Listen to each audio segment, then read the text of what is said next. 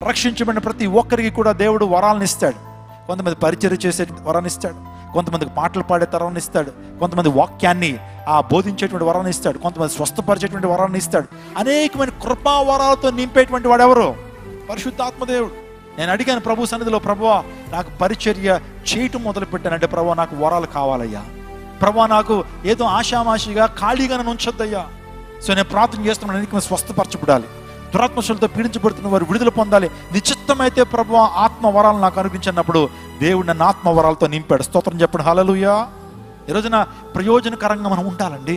ప్రభువా నన్ను వాడుకోయా, నన్ను నింపయ్యా, నీ ఆత్మతో నన్ను నింపయ్యా అని అడిగినప్పుడు దేవుని కార్యాలు మనం చూస్తూ ఉంటాం. అనేక సందర్భాల్లో ప్రైట్ టవర్కి దురాత్మశలతో పీడించబడుతున్న వారిని తీసుకొచ్చినప్పుడు ప్రార్థన చేస్తున్నప్పుడు దేవాదేవుడు వారు విడుదలను ఇచ్చారు. మరలా నేను కాల్ చేస్తాను, అమ్మ మరలా ఎప్పుడైనా వచ్చిందా దురాత్మ, మరలా వచ్చిందంటే పాస్టర్ గారు ఇంకెప్పుడు రాలేదండి ఆ దురాత్మ మా మీదకి అని వారు సాక్ష్యం ఇస్తున్నారు. స్తోత్రం చెప్పండి, హల్లెలూయా.